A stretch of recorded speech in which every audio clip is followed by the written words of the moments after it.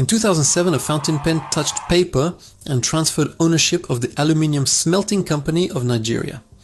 The Nigerian government had spent $3.2 billion of public money building this massive industrial complex in Akwa Ibom State. But the contract signed that day did not sell the plant for $3 billion, it sold it for $250 million. So the buyer was a Russian company named Rusal, a multi-billion-dollar national asset, paid for by Nigerian taxpayers, was handed over at a 92% discount. Where did the remaining value go? It was wiped out by a single signature. When we talk about missing wealth in Nigeria, we usually look for money stolen from the treasury.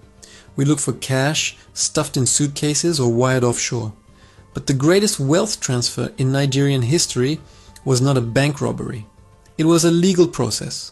It was called privatization. You are watching Historic Capital. This is the investigation into the Nigerian fire sale. Before 1988, the Nigerian government owned everything. The state owned the telecommunications network. The state owned the power grid. The state owned the hotels, the cement factories, the fertilizer plants, and the steel mills. These assets were built using the oil booms of the 1970s. They belonged to the public. But in 1986, the economy crashed.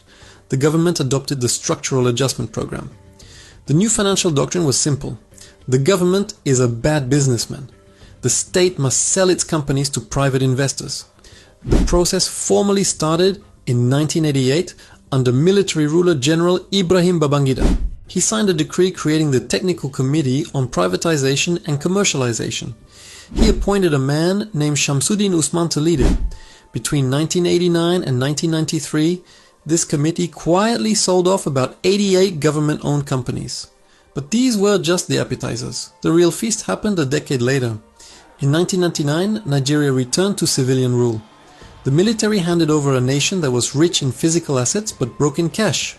The new president, Olusegun Obasanjo, decided it was time to open the vault. To sell a country legally, you need a law. In 1999, the government passed the Public Enterprises, Privatization and Commercialization Act. This piece of paper accelerated the sale of the nation. It created two powerful institutions. First, it created the National Council on Privatization, NCP. This was the board of directors. They chose which assets to sell and who could buy them. The chairman of this council was the Vice President of Nigeria, Atiku Abubakar. Second, it created the Bureau of Public Enterprises, BPE. This was the execution arm. They prepared the documents, ran the auctions, and handed over the keys. The man appointed to run this agency was Nasir El-Rufai. Together, these offices oversaw the largest transfer of state assets in African history. President Olusegun Obasanjo signed the final approvals. The stated goal was noble. They told the public, "We are moving Nigeria from inefficient state control to efficient private ownership. It will create jobs. It will lower prices." But forensic accounting requires us to ignore the press release and look at the receipt. Let's look at who bought the assets. Let's go to Port Harcourt. The Nigerian government built the Eleme Petrochemicals Company. It was a massive facility designed to process the byproducts of oil refining. It was deliberately allowed to decay. The government stopped funding its maintenance. It was declared unprofitable. Once the value dropped, the Privatization Council stepped in. They sold a majority stake to the Indorama Corporation. Instantly, the unprofitable plant became a multi-billion-dollar private cash cow. Next, let's look at the hospitality sector. The government owned the Transcorp Hilton in Abuja. It was the premier hotel in the capital, generating daily cash flow from foreign diplomats and politicians. The government transferred this prime real estate to a company called the Transnational Corporation of Nigeria, Transcorp. Who owned Transcorp? It was not a foreign hedge fund. It was a consortium of Nigerian elites, politically connected billionaires, and friends of the government. The people selling the public assets were sitting at the same dinner tables as the people buying them. Then, there was the telecommunications monopoly, NITEL, Nigerian Telecommunications Limited. NITEL owned the cables, the switches, and the infrastructure of the entire country. The government put NITEL up for sale, but the process was chaotic. Bidding consortia were formed, dissolved and reformed. The government intentionally stalled the modernization of Nitel. While Nitel was being suffocated, the government auctioned GSM mobile licenses to private companies, MTN Group, Airtel Africa, and Globacom. The private telecoms exploded into multi-billion-dollar empires. Nitel was stripped for parts and died. The public asset was sacrificed so the private market could inherit its customers. The ultimate prize was the power sector.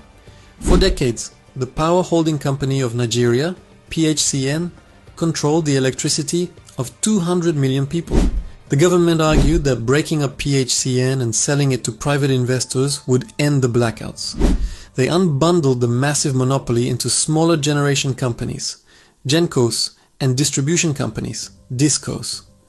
Look at the Geregu power plant in Kogi State. A majority stake was sold to private investors. Across the country, power plants and distribution networks were handed over to consortia. But when investigators peeled back the corporate layers of these new power companies, they found something disturbing. Many of the companies that bought the power grid had no history of generating electricity. They were shell companies. They were special purpose vehicles controlled by former generals, ex-governors, and political insiders. They did not buy the power grid to fix it. They bought the power grid to collect the tariffs. The privatization contracts guaranteed that the Nigerian government would cover their shortfalls. If they failed to supply power, the government paid them a subsidy. If they supplied power, they billed the citizens. They assumed zero risk. They captured 100% of the upside. Who pays the cost of this fire sale? You do. The promise of privatization was efficiency. The reality is extraction.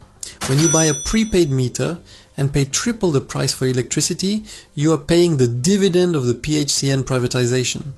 When you buy a plane ticket and the price is inflated because the aviation fuel has to be imported, you are paying the cost of the dead state refineries.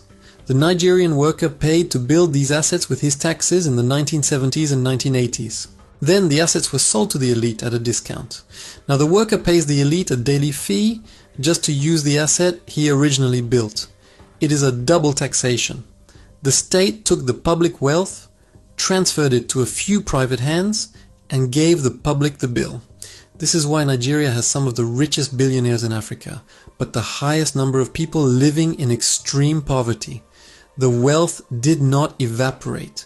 It was transferred. When Nigerians talk about how national assets disappeared, the story is often told as if some invisible foreign hand took them away.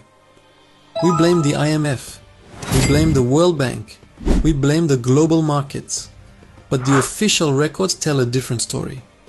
Look at the signatures on the contracts. Privatization in Nigeria was not carried out in secret meetings in Washington or London. It was carried out by Nigerian presidents. It was drafted by Nigerian ministers. It was approved by Nigerian privatization councils. It was executed by Nigerian regulatory agencies.